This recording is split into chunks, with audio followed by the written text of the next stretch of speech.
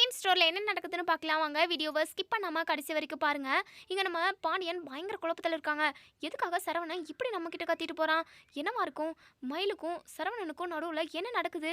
எவ்வளோ பெரிய பிரச்சனையா இருந்தா கண்டிப்பா இவன் இப்படி கத்திட்டு போவான். என்ன ஏதுன்னு இப்பயே தெரிஞ்சுக்கிட்டாகணும். 2 பேருக்குள்ள இருக்கிற சண்டையை நம்ம தீர்த்து வச்சு அவங்க 2 பேரையும் நல்லபடியா வாழ வைக்கணும் அப்படின்னு சொல்லிட்டு இங்க பாண்டியன் வந்து இப்போ கடைக்குள்ள நேரா போறாங்க. நம்ம சரவணனுக்கு எந்த வேலை செய்யறதுன்னே தெரியல. ஒரு மாதிரி அப்செட்டா இருக்காங்க. அதாவது அங்கேயும் இங்கேயும் நடந்துக்கிட்டு இருக்காங்க. உடனே பாண்டியன் வந்துட்டு, டேய் சரவணா, என்னடா உன் மனசுக்குள்ள அப்படி என்னதான் நினச்சிக்கிட்டு இருக்க? எதுக்காக அந்த மயில் பிள்ளையை இப்படி கஷ்டப்படுத்தி காயப்படுத்தி எல்லார் முன்னாடியும் நடு ரோட்டில் வச்சு அவமானப்படுத்தி அனுப்புற? உனக்கு கொஞ்சமாவது அறிவு இருக்காடா? பொம்பளை பிள்ளைங்கிட்ட எப்படி பேசணும்னு சொல்லிட்டு உனக்கு தெரியவே தெரியாதா? என்னமோ நடு ரோட்டில் வச்சு என்னடா பேசிக்கிட்டு இருக்கன்னு கேட்டதுக்கு நீ என்னமோ பேசிட்டு போற. என்னடா, ஏன் உனக்கு இருக்கிற பிரச்சனையை நீ என்கிட்ட சொன்னா என்னால் தீர்த்து வைக்க முடியாதா என்ன அப்படின்னு சொல்லிட்டு சரவணன் பயங்கரமாக கோவப்படுறாங்க. இங்கே பாருங்கப்பா, கண்டிப்பாக உங்களால் தீர்த்து வைக்க முடியாதுப்பா. என்ன என் பாட்டுக்கு என் வழியில் விட்டுட்டு இருந்தீங்க அப்படின்னா நான் ஏதோ ஒரு வேலையை செஞ்சுக்கிட்டு நான் பாட்டுக்கு இருந்திருப்பேன்ல. நீங்கள் பாட்டுக்கு அந்த மயிலை என் தலையில் கல்யாணம் கட்டி வச்சு என் கழுத்தவே அறுத்துட்டீங்க அப்படின்னு சொல்லிட்டு இதை கேட்ட பாண்டியனுக்கு பயங்கர அதிர்ச்சியாக இருக்குது. டே சரவணா, என்னடா இப்படியெல்லாம் பேசுகிற? இதுக்கு முன்னாடியெல்லாம் நீ இப்படி பேசுனதே கிடையாதடா அப்படின்னு சொல்லிட்டு இப்படி பேசாததுனால தான்ப்பா இப்போ என் வாழ்க்கை இப்படி கெட்டு சீரழிஞ்சு கிடக்கு அப்படின்னு சொல்லிட்டு. என்னடா அப்படி என்னடா கெட்டு போச்சு? நீ தான் அந்த மயில் பிள்ளைய திட்டிக்கிட்டே இருக்க, கொடுமைப்படுத்துற. பாவம் அந்த புள்ள. அந்த பொண்ணை பார்த்தா உனக்கு கொஞ்சம் கூட பரிதாபமே இல்லையாடா? எப்போ பாரு அந்த பொண்ணை கரிச்சுக்கிட்டே இருக்க. கொஞ்சமாவது அறிவுன்றதே இல்லை. உன்னை இப்படி தான் நான் வளர்த்தனாடா அப்படின்னு சொல்லிட்டு. இங்கே பாருப்பா, வளர்ப்பு அது இதுன்னு எதுவுமே சொல்லாதீங்கப்பா. நீங்களும் அம்மாவும் சேர்ந்து என்ன நல்லபடியாக தான் வளர்த்துருக்கீங்க. ஆனால் அந்த மயிலோட அப்பாவும் அம்மாவும் தான் மயிலை சரியாக வளர்க்கலப்பா. அவங்க எல்லாருமே ஃப்ராடுங்க. அது மட்டும் இல்லாமல் அந்த மயில் கூட ஒன்று சேர்ந்து வாழ்றதுக்கு எனக்கு சுத்தமாக பிடிக்கலப்பா அப்படின்னு சொல்லிட்டு இங்கே நம்ம பாண்டியனுக்கு பயங்கரமாக கோவம் வருது. டே சரவணா, ஏன்டா இப்படிலாம் பேசிக்கிட்டு இருக்க? இப்படிலாம் பேசாதடா. அப்பாவுக்கு மனசு கஷ்டமாக இருக்குது. உன் வாழ்க்கை நல்லா இருக்கணும், நீ நல்லா சந்தோஷமாக வாழணுன்றதுக்காக தானே அந்த நல்ல பொண்ணை உனக்கு கல்யாணம் பண்ணி வச்சோம். நீ என்னடானா அவங்க ஃப்ராடு அது இதுன்னு என்னென்னமோ சொல்லிக்கிட்டு இருக்க அப்படின்னு சொல்லிட்டு இங்கே 2 பேருமா சத்தம் போட்டு கடைக்குள்ளே பேசிக்கிட்டு இருக்கவும் அப்போ தான் ஒரு கஸ்டமர் வராங்க. உடனே கஸ்டமரை பார்த்ததுமே இங்கே சரவணனும் பாண்டியனும் சைலண்ட் ஆயிடுறாங்க. சரவணன் எடுத்துட்டு என்ன வேணும் அப்படின்னு சொல்லி கேட்கவும் ஒரு மூட்டை அரிசி வேணும்பா அப்படின்னு சொல்லி சொல்கிறாங்க. இப்போ அரிசி எடுத்துக்கிட்டு அந்த கஸ்டமர் வந்து போயிடுறாங்க.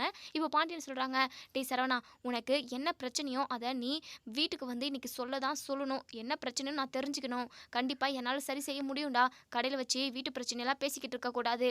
வரவங்க எல்லாருமே நம்மளை தப்பாக நினைப்பாங்க அப்படின்னு சொல்லிட்டு. அப்பா, தயவு செஞ்சு என் விஷயத்தில் தலையிடாதீங்கப்பா. தயவு செஞ்சு என்னை ஆளை விட்டுருங்க. என் விஷயத்த நான் பார்த்துக்கிறேன். இதுக்கு முன்னாடி வரைக்கும் நீங்கள் நானாக இருந்து எல்லாத்தையுமே நீங்களாக செய்கிற மாதிரி செஞ்சுக்கிட்டு இருக்கீங்க. இதுக்கப்புறம் என் பிரச்சனையை நான் பார்த்துக்கிறேன்.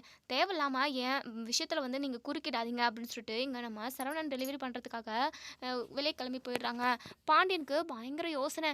ஏன் சரவணன் இப்படிலாம் பேசுகிறான்? இப்படி பேசுகிற ஆளே இல்லை. அவன் மனசுக்குள்ளே ஏதோ ஒரு கஷ்டம் இருக்குது. யாருக்கிட்டையுமே சொல்லாமல் அவனே உள்ளுக்குள்ளே வச்சு இப்போ நொந்துக்கிட்டு இருக்கான் போல. அதுக்காக தான் அந்த அப்பாவி பிள்ளைய போட்டு கொடுமை பண்ணிக்கிட்டு இருக்கான். இவன் மனசுக்குள்ளே இருக்கிற பிரச்சனை என்ன அப்படின்றத நம்ம கண்டுபிடிச்சி ஆகணும் அப்படின்னு சொல்லி சொல்கிறாங்க. அதுக்கப்புறம் நம்ம பாண்டியன் வீட்டுக்கு பயங்கர கோவமாக போகிறாங்க. இப்போது நம்ம கோமதி, வாங்க உட்காருங்க, காப்பி தண்ணி எடுத்துகிட்டு வருவா அப்படின்னு சொல்லி கேட்குறாங்க. அதெல்லாம் ஒன்றும் வேணாண்டி, என்னென்னமோ நடந்துக்கிட்டு இருக்கு. நம்ம வீட்டில் மட்டும் தாண்டி இப்படி புதுசாக ஏதாவது ஒரு பிரச்சனை வந்துக்கிட்டே இருக்குது. பயங்கர கடுப்பாக இருக்குது கோமதி அப்படின்னு சொல்லிட்டு. ஏங்க ஏங்க இவ்வளோ கோவமாக இருக்கீங்க? கடையில் ஏதாவது பிரச்சனையா? அந்த பழனி இது நம்ம கடையில் வந்து ஏதாவது பிரச்சனை பண்ணானா அப்படின்னு சொல்லிட்டு. ஏய், எதுக்காகடி இந்த நேரத்தில் அவனை பற்றி ஞாபகப்படுத்துகிற? எல்லாருமே இந்த வீட்டுக்கு நம்பிக்கை துரோகம் பண்ணுறவங்களா தான் இருக்காங்க. நம்ம வீட்டில் நம்ம சொல்கிற பேச்சு கேட்டுக்கிட்டு இருந்தவன் சரவணன் மட்டும்தான். அவனுமே இப்போ என்னை எதிர்த்து பேச ஆரம்பிச்சிட்டாண்டி அப்படின்னு சொல்லிட்டு உடனே இங்கே நம்ம கோமதி பயங்கரமாக அதிர்ச்சி ஆகிறாங்க. என்னங்க சொல்கிறீங்க? அப்படி என்னங்க உங்களை பேசலாம் அப்படின்னு சொல்லிட்டு மயிலை நடு ரோட்டில் வச்சு எல்லார் முன்னாடியும் கத்துறாண்டி, திட்டிக்கிட்டே இருக்கான். 2 பேருக்கும் செட்டே ஆகலை. ஏதாவது ஒன்று அந்த மயில் பிள்ளையை பிடிச்சி திட்டிக்கிட்டே இருக்காண்டி. நான் கேட்டதுக்கு என் பிரச்சனை என்னன்னு தெரிஞ்சால் நீங்கள் தீர்த்து வச்சிடுவீங்களா அப்படின்னு சொல்லிட்டு என்னை முகத்தில் அடிச்சு மாதிரி கேட்குறான். இது வரைக்கும் சரவணன் என்னை எதிர்த்து எப்போவுமே பேசுனது கிடையாது. இன்னைக்கு அவன் அப்படி பேசுகிறான் அப்படின்னா அவன் மனசுக்குள்ளே ஏதோ ஒரு பெரும் கஷ்டம் இருக்குது. அதை நம்மக்கிட்ட சொல்லாமல் மறைக்கிறாண்டி. உள்ளுக்குள்ளேயே அதை போட்டு அதாவது குழப்பிக்கிட்டு இருக்கான். அந்த கோவத்தில் தான் மயிலை பிடிச்சி திட்டிக்கிட்டே இருக்கான்னு எனக்கு தோணுது. இன்னைக்கு 2ல் 1 தெரிஞ்சே ஆகணும். அவனுக்கு என்ன பிரச்சனைன்றதை நம்ம கண்டிப்பாக தெரிஞ்சுக்கிட்டே ஆகணும் கோமதி அப்படின்னு சொல்லிட்டு. என்னங்க சொல்கிறீங்க? இப்படிலாம் நடந்துக்கிட்டு இருக்கா? கொஞ்ச நாளாகவே இந்த சரவணன் அவனாவே இல்லைங்க. என்னென்னமோ பேசுகிறான். நம்ம சொல்கிறதையும் கேட்க மாட்டேங்கிறான். அவன் பாட்டுக்கு இருக்கான். என்னமோ தெரியலங்க. நம்ம வீட்டுக்கு என்ன பேய் பிடிச்சிருக்கோ தெரியல. நம்ம வீட்டுக்கு எந்த பேயும் பிடிச்சிருக்கு இல்லடி. நம்ம வீட்டில் உள்ள ஆளுங்களுக்கு தாண்டி பேய் பிடிச்சிருக்கு. ஒருத்தவங்க இல்லாமல் ஏதாவது ஒரு வேலை காட்டிட்டு போயிடுறாங்க. இப்போ சரவணனும் மயில் கூட ஒன்று சேர்ந்து வாழ்கிற மாதிரியே சொல்ல மாட்டேங்கிறாண்டி. மயிலை துரத்திக்கிட்டே இருக்கான். எனக்கு பயமாக இருக்குது, சரவணனோட வாழ்க்கை கெட்டு போயிடுமோன்னு சொல்லிட்டு அப்படின்னு சொல்லி இங்கே நம்ம பாண்டியன் சொல்கிறாங்க. ஏங்க நீங்கள் கவலைப்படாதீங்க, சரவணன் வீட்டுக்கு வரட்டும், என்ன இதுன்னு இன்னைக்கு நம்ம கேட்டுருவோம். மயிலுமே அழுதுகிட்டே வந்து ரூமில் படுத்தாங்க. இன்னுமே அவள் எந்திரிச்சு கூட வரல. சாப்பிட கூப்பிட்டேன், சாப்பிட்றதுக்கு கூட வரலைங்க அப்படின்னு சொல்லிட்டு. பாவண்டி அந்த பிள்ளை என்ன பண்ணும், பாவம் அந்த பிள்ளைய போட்டு இவன் தான் வறுத்தெடுத்துக்கிறானே, இவனுக்கு என்ன பிரச்சனைன்னு தெரியல. அந்த பிரச்சனைக்காக மயிலை போட்டு கொடுமைப்படுத்துறான். அந்த மயிலை கேட்டா எனக்கு என்னன்னே தெரியல மாமா, சும்மா சும்மா எரிஞ்சு விழுறாங்க அப்படின்னு சொல்லிட்டு மயில் பிள்ளை சொல்லுது. இதெல்லாம் பார்த்துக்கிட்டு இருந்த எனக்கு பயங்கரமாக கடுப்பாக இருந்துச்சு. அவனை திட்டினதுக்கு என்கிட்டயே எதிர்த்து பேசிக்கிட்டு இருக்கான். அது மட்டும் இல்லாமல் மயிலோட அப்பா அம்மாவுக்கு இந்த விஷயமெல்லாம் தெரிஞ்சா அவங்களாம் என்ன நினைப்பாங்க, நம்மளை பற்றி தான் தப்பாக நினைப்பாங்க. என்ன பிள்ளை பெற்று வளர்த்துருக்காங்கன்னு சொல்லிட்டு நம்மளை தானே தப்பு தப்பாக பேசுவாங்க. அதெல்லாம் கொஞ்சம் கூட இந்த சரவணை நினச்சி கூட பார்க்க மாட்டேங்கிறான் அப்படின்னு சொல்லிட்டு அவங்க பாட்டுக்கு பயங்கரமாக கத்திக்கிட்டு இருக்காங்க. இன்னொரு சைடு இங்கே நம்ம பழனியோட கடை வியாபாரம் ரொம்பவே ஹோன்னு அமோகமாக போகுது. இப்போலாம் நம்ம பாண்டியன் வந்து அவ்வளோவா, அதாவது அப்போல்லாம் 10 மணி வரைக்கும் 9 மணி வரைக்கும் கடை ஓப்பனில் தான் இருக்கும். இப்போல்லாம் அடிக்கடிக்கு க்ளோஸ் பண்ணிடுறாங்க. அதே சமயம் அவ்வளோவா கடையில் வியாபாரம் ஆகவும் ஆகிறது கிடையாது. இங்கே சுகன்யா பாண்டியனோட பேரை யூஸ் பண்ணி அவங்க கடையை நல்லா ரன் பண்ணிக்கிட்டு இருக்காங்க. எல்லாருமே அந்த ஊரில் உள்ள முக்கால்வாசி ஜனங்க எல்லாருமே நம்ம பழனியோட கடைக்கு போய் தான் வாங்குறாங்க. பழனிக்கு ரொம்பவே வருத்தமாக இருக்குது. சுகன்யா மச்சவனோட கடை அடிக்கடிக்கு பூட்டிடுறது. பாவம் அவர் என்ன நினச்சிக்கிட்டு இருக்காரோ, அவருக்கு நான் துரோகம் நினைக்கணும்னு சொல்லிட்டு ஒரு நிமிஷம் கூட யோசிச்சதில்ல. ஆனால் கால சூழ்நிலையெல்லாம் எப்படியெல்லாம் மாற்றி வச்சிருச்சு பாரு. ஐயோ இப்படியெல்லாம் நடக்கும்னு நான் ஒரு நிமிஷம் கூட எப்போவுமே யோசிச்சு பார்த்தது கிடையாது. ஆனால் இந்த ஊரில் உள்ள முக்கால்வாசி ஜனங்க நம்ம கடைக்கு தான் வராங்க. மச்சானோட கடைக்கு போகிறது காணோம். அதில் வியாபாரமே நடக்கிறது இல்லை. சுகன்யா நம்ம பேசாமல் இந்த கடையை இழுத்து முடியலாமா அப்படின்னு சொல்லிட்டு இங்கே சுகன்யாவுக்கு பயங்கரமாக கோவம் வருது. ஏங்க என்னங்க பேசிக்கிட்டு இருக்கீங்க, கொஞ்சமாவது உங்களுக்கு அறிவு இருக்கா?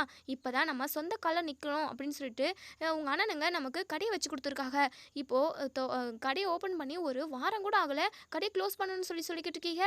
இங்கே பாருங்கள், நீங்கள் பொழைக்கிற வழியை மட்டும் பாருங்கள். இத்தனை நாளாக உங்கள் மச்சாங்க வீட்டில் எடுபடியாக இருந்ததெல்லாம் பத்தலையா? ஏன் எடுபடியாக இருந்து பழகி போச்சா என்ன? எடுபடியாக இருக்கிறது தான் உங்களுக்கு ரொம்ப பிடிச்சிருக்கா அப்படின்னு சொல்லிட்டு இங்கே சுகன்யா கத்த ஆரம்பிச்சிடுறாங்க. உடனே பழனி இருந்துட்டு, இங்கே பாரு சுகன்யா, நீ சுயநலமாக யோசிக்காத, மற்றவங்களுமே நம்மளால் பாதிக்கப்படுறாங்களான்னு யோசிக்கணும். அதை கொஞ்சம் கூட யோசிக்காமல் தான் மட்டும் நல்லா இருந்தால் போதும்னு சொல்லிட்டு நினைக்கக்கூடாது சுகன்யா, அது ரொம்ப தப்பு அப்படின்னு சொல்லிட்டு. இங்கே பாருங்கள், அதெல்லாம் போதும். நீங்கள் 30 வருஷமாக உங்கள் அக்காவோட ஃபேமிலிக்காக உழைச்சதெல்லாம் போதும். இனிமே உங்களுக்காகவும் எனக்காகவும் நாளைக்கு நமக்கு குழந்தை பிறக்கும்ல, நம்ம குழந்தைக்காகவும் உழைப்போங்க. இங்கே பாருங்கள், இதவே யோசிச்சுட்டு இருந்தீங்க அப்படின்னா அப்படிதான், என்னையும் மனசை மாற்றி நீங்கள் கடையை மூட வச்சாலும் மூட வச்சிருவீங்க. போயிட்டு கடைக்கு தேவையான மளிகை சாமான்லாம் நிறைய நான் ஆர்டர் போட்டிருக்கேன், நீங்கள் போயிட்டு குடவுன்லேருந்து நீங்களே எடுத்துகிட்டு வந்துருங்க அப்படின்னு சொல்லிட்டு இங்கே சுகன்யா பழனியை ஒரு வழியாக சமாளித்து இப்போது செலவு வாங்கிட்டு வரதுக்காக அனுப்பி விட்டுறாங்க. பழனிக்கு ரொம்பவே குற்ற உணர்ச்சியாக இருக்குது. அது மட்டும் இல்லாமல் அக்கா நம்ம கூட பேசவே மாட்டேங்கிறாங்களே, அக்கா கூடவே இருந்தோம், அக்காவை பார்த்து பேசணும்னு ஆசையாக இருக்குது, ஆனால் நம்ம கூட பேச மாட்டேங்கிறாங்களேன்னு சொல்லிட்டு நம்ம பழனி அந்த யோசனையிலே போய்கிட்டு இருக்காங்க. இன்னொரு சைடு நம்ம சரவணன் டெலிவரியெல்லாம் முடிச்சுட்டு வீட்டுக்கு வராங்க. இங்கே நம்ம பாண்டியன் இருந்துட்டு மயில்கிட்ட போயிட்டு, இங்கே பாருப்பா மயில், நீ கவலைப்படாதப்பா, நான் என்ன பிரச்சனை இருந்தாலும் தீர்த்து வச்சிடுறேன், இன்றைக்கி 2ல் 1 தெரிஞ்சாகணும்ப்பா அப்படின்னு சொல்லிட்டு இங்கே மயில் பதட்டப்படுறாங்க. வேண்டாம் மாமா, நீங்கள் எதுவும் சரவணன் மாமா கிட்ட கேட்காதீங்க, தேவையில்லாமல் பிரச்சனை வரும், அவங்க நான் என்ன கேட்டாலும் நான் வாங்கிக்கிறேன் மாமா, பரவாயில்ல என் புருஷன் தானே அப்படின்னு சொல்லிட்டு. இங்கே பாருப்பா, நீ எம்புட்டு நல்ல பிள்ளையாக இருக்க, உனக்கு போயிட்டு அவன் இப்படியெல்லாம் பண்ணுறானே, உனக்கு கொடுமை பண்ணுறானே, அதெல்லாம் பார்த்துக்கிட்டு எங்களால் சும்மா இருக்க முடியாதுப்பா அப்படின்னு சொல்லிட்டு மயில் மனசுக்குள்ளேயே நினைக்கிறாங்க. ஐயோ நம்ம பக்கம் தான் தப்பு இருக்குன்ற விஷயம் இவங்க எல்லாருக்கும் தெரிஞ்சது அப்படின்னா நம்மளை வேலையாக வீட்டை விட்டு துரத்திடுவாங்க. கண்டிப்பாக சரவண மாமா கிட்ட இவங்க எதுவுமே பேசக்கூடாது, பேசாமல் இருக்கிற வரைக்கும் நல்லது. ஏதாவது இவங்க எனக்காக நியாயம் கேட்டு போனாங்க அப்படின்னா ஒட்டுமொத்த உண்மையுமே சரவண மாமா போட்டு உடைச்சிருவாங்க. கண்டிப்பாக நம்ம இவங்களை தடுத்துடணும் அப்படின்னு சொல்லிட்டு இங்கே நம்ம பாண்டியன் வந்து சரவணன் வந்ததுமே டேய் நில்லுடா அப்படின்னு சொல்லிட்டு, என்னப்பா எனக்கு ரொம்ப டயர்டாக இருக்குது, நான் ரெஸ்ட் எடுக்கணும் அப்படின்னு சொல்லிட்டு. டேய் நீ அப்புறமா ரெஸ்ட் எடுப்பேன், நான் கேட்குற கேள்விக்கு மட்டும் பதில் சொல்லிட்டு போடா அப்படின்னு சொல்லிட்டு. என்ன வேணும் உங்களுக்கு அப்படின்னு சொல்லிட்டு கோவமாக கேட்குறாங்க. என்னடா கோவமாக பேசுகிற? அதான் வீட்டுக்குள்ளே நடக்கிற சின்ன சின்ன விஷயம் எல்லாமே, சண்டை எல்லாமே இப்போ நடுத்தெருவுக்கு வரைக்கும் போயிடுச்சு, இதுக்கப்புறம் என்னடா மரியாதை வேண்டியிருக்கு? இங்கே பார், உனக்கும் மயிலுக்கும் என்ன பிரச்சனை, உங்ககிட்ட நான் டைரெக்டாகவே கேட்குறேன் அப்படின்னு சொல்லிட்டு இங்கே மயிலுக்கு பதட்டமாக இருக்குது. எப்படியாவது பேசி சமாளிக்கணும் அப்படின்றதுக்காக மயில் இருந்துட்டு, அதெல்லாம் எந்த பிரச்சனை மாமா இல்லை மாமா. அவங்களுக்கு என்ன பிடிக்கல அம்புடுதான். எங்கூட பேசுறதுக்கு பிடிக்கல. அது அப்படியே இருந்துட்டு போகட்டும். அவங்கள யாரும் டென்ஷன் பண்ணாதீங்க. யாரும் எந்த கேள்வியும் கேட்காதீங்க அப்படின்னு சொல்லிட்டு நல்லவ மாரி நடிக்கிறாங்க. உடனே பாண்டியன் இருந்துட்டு, "இங்க பாருப்பா, உன்ன மாதிரி ஒரு நல்ல பிள்ளைய இவனால வச்சுக்கிட்டு ஒழுங்கா வாழ முடியல. இவன்லாம் ஒரு ஆம்பளையா?" அப்படி இப்படின்னு சொல்லிட்டு இங்க பாண்டியன் வந்து நம்ம சரவணன பயங்கரமா திட்டவும், சரவணனுக்கு பயங்கரமா கோவம் வருது. இதுல இங்க மயில் வேற நடிச்சு கொட்டிக்கிட்டு இருக்காங்க. சரவணன் மேல தான் எல்லா தப்பும் இருக்கிற மாதிரி. இப்போ சரவணன் வந்து தாக்கு பிடிக்க முடியாம மொத்த விஷயத்தையுமே சொல்லிடுறாங்க. இங்க மயில் பத்தின விஷயத்த சொன்னதுமே இங்க நம்ம கோமதி மயங்கி விழுந்துடுறாங்க. "என்னம்மா மயக்கமே வருதா? இத்தனை நாளா நான் எப்படி கஷ்டப்பட்டுருப்பேன். இப்படிப்பட்ட ஒரு ஃப்ராடை எனக்கு நீங்க 2 பேருமா சேர்ந்து கல்யாணம் பண்ணி வச்சுட்டீங்க. நான் பாட்டுக்கு எனக்கு பிடிச்ச பொண்ணு கூட நான் கல்யாணம் பண்ணி சந்தோஷமா இருந்திருப்பேன். ஆனா என் வாழ்க்கைய கெடுத்து விட்டுட்டீங்க. என் வாழ்க்கை இப்படி நாசமா போகும்னு சொல்லிட்டு நான் கொஞ்சம் கூட எதிர்பார்க்கல." அப்படி இப்படின்னு சொல்லிட்டு சரவணன் அவங்க பாட்டுக்கு பேசிக்கிட்டு இருக்காங்க. இங்க கோமதியும் பயங்கரமா அழுகுறாங்க. இப்போ பாண்டியன் இருந்துட்டு, "டேய் சரவணா, என்னடா பேசிக்கிட்டு இருக்க? வேற என்னப்பா? நீங்க பார்த்து கல்யாணம் பண்ணி வச்சீங்கல்ல, அந்த பொண்ணு தான் இந்த ஃப்ராட் வேலைலாம் பார்த்துருக்கு. வயசு என்ன விட அதிகம். அது மட்டும் இல்லாம அ குழந்தை விஷயம், அதுவும் இல்லாம இன்னும் படிப்பு விஷயம், இப்படி எந்த விஷயத்த எடுத்தாலும் பொய்யா அடுக்கிக்கிட்டு இருக்கா." அப்படின்னு சொல்லிட்டு இதெல்லாம் கேட்ட ராஜி பயங்கரமா ஷாக் ஆகுறாங்க. என்ன மயிலாக்காவுக்கு பின்னாடி இம்புட்டு பெரிய ரகசியமா? அது மட்டும் இல்லாம நகை விஷயம் இன்னும் மாமாவுக்கு தெரியல போல. அக்காவ நம்ம காப்பாற்றணும், அதாவது அவங்க வாழ்க்கைக்கு எதுவும் ஆகக்கூடாதுன்றதுக்காக நகை விஷயத்தை பற்றி நம்ம இது வரைக்கும் யார்கிட்டயும் ஓப்பன் பண்ணாமல் இருந்தோம். ஆனால் அக்கா சொல்கிறது எல்லாமே பொய்யா இருக்கே, சரவணன் மாமாவை இப்படியெல்லாம் ஏமாத்திருக்காங்களே அப்படின்னு சொல்லிட்டு இங்கே ராஜு வந்து மனசுக்குள்ளே நினைக்கிறாங்க. இப்போது இங்கே சரவணன் இருந்துட்டு, அம்மா இங்கே பாருமா, இந்த பொய்க்காரி கூடலாம் நான் ஒன்று சேர்ந்து வாழணும்னு எனக்கு எந்த அவசியமும் இல்லை. நான் இனிமே இவ கூடலாம் வாழவே முடியாது. இவளோட அப்பா அம்மாவுக்கு ஃபோன் பண்ணி வர வச்சு இவளை அவங்க கூடவே துரத்தி விடுங்க அப்படின்னு சொல்லிட்டு இங்கே நம்ம கோமதிக்கு என்ன சொல்கிறதுன்னே தெரியல. ஏய் என்னடி, என்ன உனக்கும் உங்கள் குடும்பத்துக்கும் வேறு வேலையே இல்லையா? நாங்கள் ஏமாலியே இருந்தோன்னு சொல்லிட்டு எங்கள் தலையில் மிளகா அரைச்சிட்டிங்களேடி. நீ எல்லாம் நல்லா இருப்பியா? பாவி பாவி, கர்ப்பமாக இருக்குன்னு பொய் சொல்லி நாங்கள் எல்லாருமே அதை நம்பி நான் ஊர் ஃபுல்லாக தந்துரும் அடிச்சிருந்தேன். என் மருமக கர்ப்பமாக இருக்கான்னு சொல்லிட்டு. ஆனால் டாக்டர் கிட்ட போனதும் நீ கர்ப்பம் இல்லைன்ற விஷயத்த அவங்க போட்டு உடச்சிட்டாங்க. அதுக்கப்புறம் நான் கர்ப்பமாக தான் இருந்தேன், உண்மையாக தான் சொன்னேன் அப்படி இப்படின்னு சொல்லிட்டு நீயும் அம்மாவும் நாடகம் போட்டீங்க. இப்படியெல்லாம் நாடகம் போட்டு எங்கள் குடும்பத்தை இப்படி காலவாரி விட்டுட்டீங்களேடி, இதெல்லாம் உனக்கு அடுக்குமா? நீ எல்லாம் நல்லா இருப்பியாடி அப்படின்னு சொல்லிட்டு எங்கள் கோமதி பயங்கரமாக எங்கள் மயிலை வெளுத்து வாங்கிக்கிட்டு இருக்காங்க. மயில் இருந்துட்டு கோமதியோட காலில் விழுந்து, ப்ளீஸ் அத்தை, என்னை மன்னிச்சிடுங்க. நான் ஏதோ பொய் சொல்லிட்டேன், அது தப்பு தான். தயவு செஞ்சு என்னை மன்னிச்சிருக்க அத்தை. இனிமேல் இப்படி ஒரு பொய்யை நான் எப்போவுமே சொல்ல மாட்டேன் அப்படின்னு சொல்லிட்டு எங்கள் கோமதிக்கு பயங்கரமாக கோவம் வருது. பல்லார்னு ஒரு அற விடுறாங்க. என்னடி, என்ன இதுவும் பொய் தானே? எனக்கு நல்லா தெரியும்டி, வாயை திறந்தாவே பொய். சி, உன்ன மாதிரி ஒரு பொய்க்காரியை நான் இந்த உலகத்தில் எங்கேயுமே பார்த்தது கிடையாது. சி, உன்னெல்லாம் என் பிள்ளைக்கு நாங்கள் கல்யாணம் பண்ணி வச்சோம் பாரு, கல்யாணம் பண்ணி வச்சு என் பிள்ளையோட வாழ்க்கையை நாங்களே கெடுத்துட்டோமேங்க அப்படி இப்படின்னு சொல்லிட்டு எங்கள் கோமதியை பயங்கரமாக அழுது புலம்பிக்கிட்டு இருக்காங்க. இப்போது பாண்டியன் கிட்ட, ஏங்க அவங்க அப்பா அம்மாவுக்கு ஃபோன் பண்ணி வர சொல்லுங்கள், அவங்கள நல்லா நாக்க பிடுங்குற மாதிரி 4 கேள்வி கேட்டு அவங்கள அதான் அவங்க பொண்ணை கையோடு கூட்டிகிட்டு போக சொல்லலாம் அப்படின்னு சொல்லிட்டு இங்கே நம்ம மயில் இருந்துட்டு, அத்தை நீங்கள் என்னை அடிங்க கொல்லுங்க என்ன வேணால் பண்ணுங்க, ஆனால் என்னை வீட்டை விட்டு துரத்திடாதீங்க அத்தை, ப்ளீஸ் அத்தை அப்படின்னு சொல்லிட்டு காலில் விழுந்து கேட்குறாங்க. ஏய் என்னடி, என்ன நாங்கள் எதுக்காக உன்ன அடிக்கணும்? நாங்கள் பண்ண தப்புக்கு நாங்களே தாண்டி போயிட்டு செவுத்துல முட்டிக்கணும். உங்களை பற்றி எதுவுமே விசாரிக்காம நீங்கள் நல்ல குடும்பம் தான், நீ நல்ல பொண்ணு தான் சொல்லிட்டு என் பிள்ளைக்கு கல்யாணம் பண்ணி வச்சோம்ல, அதுதாண்டி இப்போ தப்பு அப்படின்னு சொல்லிட்டு பயங்கர கோவமாக பேசுகிறாங்க. இப்போது நம்ம மயில் பயங்கரமாக அழுதுகிட்டு இருக்காங்க. பாண்டியன் வந்து மாணிக்கத்துக்கு கால் பண்ணி, நீங்கள் உடனே கிளம்பி வாங்க அப்படின்னு சொல்லிட்டு சொல்கிறாங்க. இங்கே நம்ம மாணிக்கம் ரொம்பவே பதட்டமாக பாக்கியத்துக்கிட்ட சொல்கிறாங்க. உடனே வீட்டுக்கு வர சொல்கிறாங்க. என்ன பிரச்சனை தெரியல பாக்கியம் அப்படின்னு சொல்லிட்டு. பாக்கியம் இருந்துட்டு, அதெல்லாம் எதுவும் பிரச்சனை இருக்காதுங்க, ஏதாவது பிரச்சனையாக இருந்திருந்தா மயில் நமக்கு ஃபோன் அடித்து சொல்லியிருக்க மாட்டாளா, வாங்க ஏதாவது ஃபங்க்ஷனாக இருக்கும் இல்லை கோவிலுக்கு போகிறதுக்காக கூப்பிடுவாங்க, மற்றபடி வேறு எதுவும் இருக்காது அப்படின்னு சொல்லிட்டு இங்கே பாக்கியமும் மாணிக்கமும் வீட்டுக்கு வந்து சேர்றாங்க. வீட்டுக்கு வந்தால் இங்கே மயில் பயங்கரமாக அழுதுகிட்டு இருக்காங்க.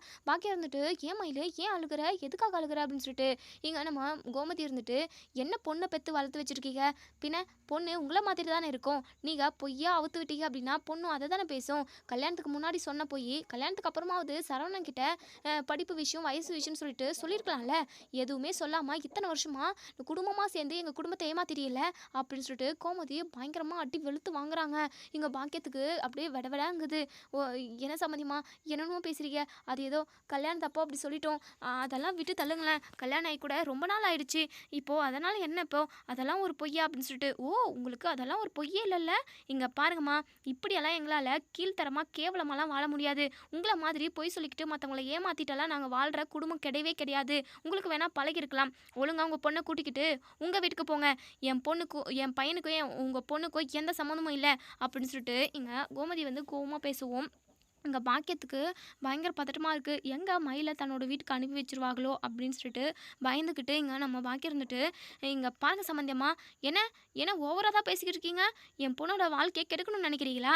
இங்க பாருங்க, நான் கேஸ் குடுத்தேன் அப்படின்னா கூண்டோட உள்ள போயிடுவீங்க அப்படின்னு சொல்லிட்டு, உடனே இங்க நம்ம சரவணன் பயங்கரமா கோவமா, ஓ! நீங்களே நல்ல ஐடியா குடுக்குறீங்க. சரி, சரி. நீங்க பண்ண தப்புக்கெல்லாம் தண்டனை அனுபவிச்சு ஆகணும்ல.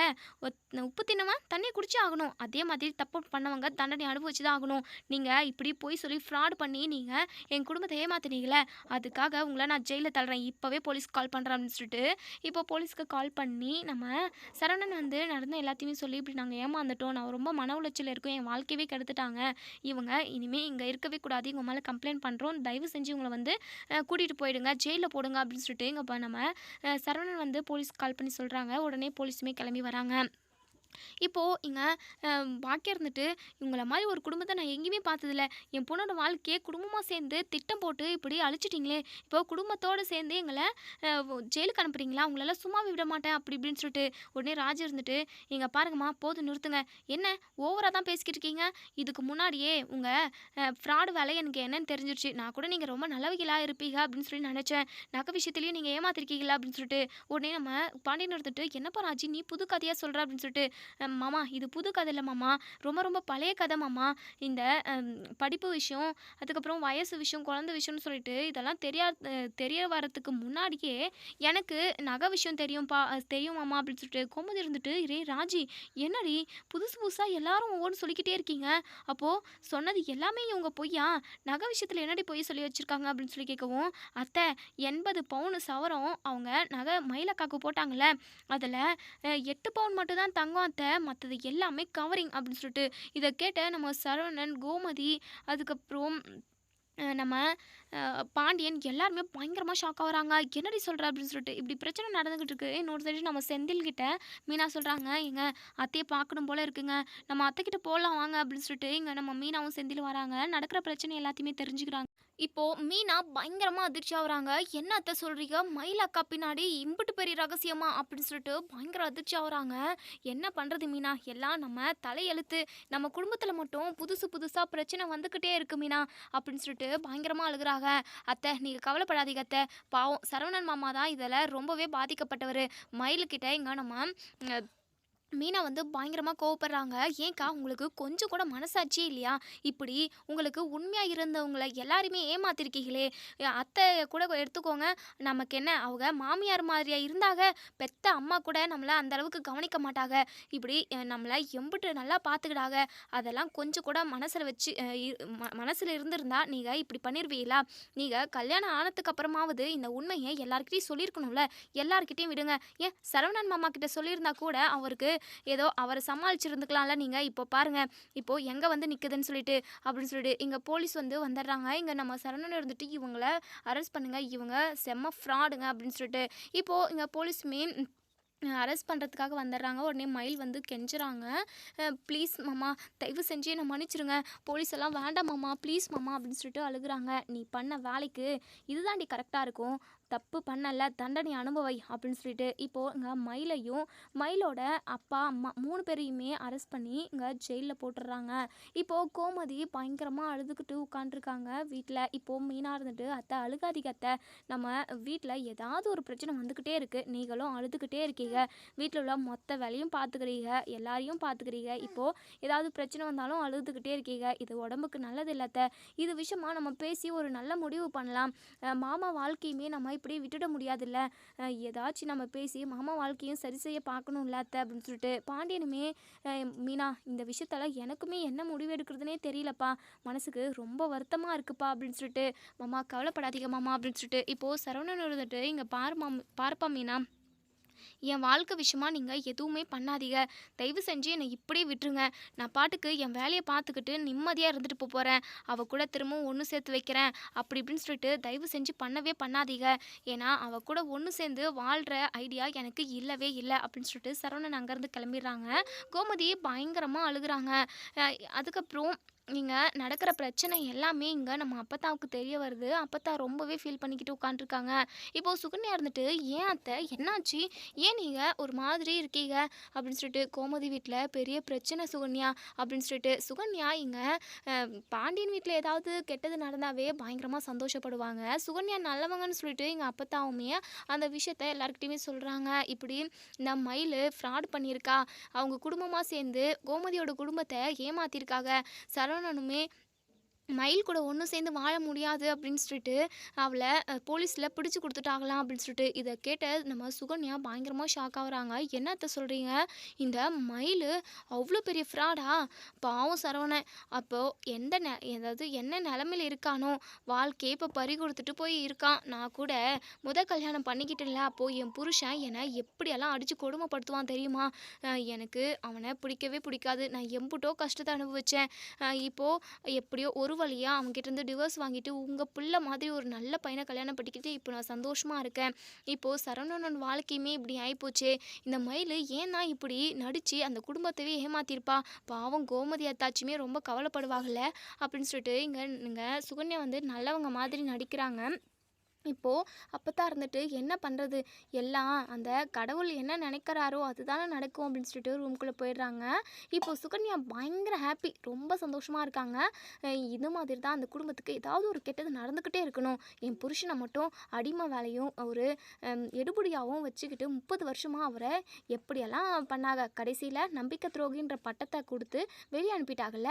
இவங்களுக்கெல்லாம் இதெல்லாம் வேணும் அப்படின்னு சொல்லிட்டு பயங்கர சந்தோஷமாக இருக்காங்க. அப்போ தான் இங்கே முத்துவேலும் சக்திவேலும் வீட்டுக்குள்ளே வராங்க. இப்போது சக்தியில் இருந்துட்டு, "என்னம்மா சுகன்யா, கடை வியாபாரமெல்லாம் எப்படி போய்கிட்டு இருக்கு? ஜனங்கள்லாம் நம்ம கடைக்கு தானே வராங்க அப்படின்னு சொல்லிட்டு." "ஆமாம்மாம்மா, நம்ம கடை வியாபாரம் பிச்சில் அடிச்சுக்கிட்டு இருக்கு. நம்ம கொஞ்ச நாள்லேயே நல்லா நானும் என் புருஷனும் பெரிய ஆளாக வளர்ந்து வந்துடுவோங்க. பாண்டிய அண்ணனை விட நாங்கள் ஒரு அடி உயரத்தில் தான் இருப்போம். அந்த அளவுக்கு இப்போது கடை வியாபாரம் நல்லா ஓடிக்கிட்டு இருக்கு மாமா" அப்படின்னு சொல்லிட்டு. இதை கேட்ட சக்திவேல் பயங்கரமாக சந்தோஷப்படுறாங்க. "சூப்பர்மா சுகன்யா, நீ கெட்டிக்காரிம்மா. நீயாங்காட்டினா அந்த பழனியை தனியாக கூட்டிகிட்டு வந்து இப்போ கடை வச்சு தனியாக தொழில் நடத்துகிற அளவுக்கு நீ வந்து நிற்கிற.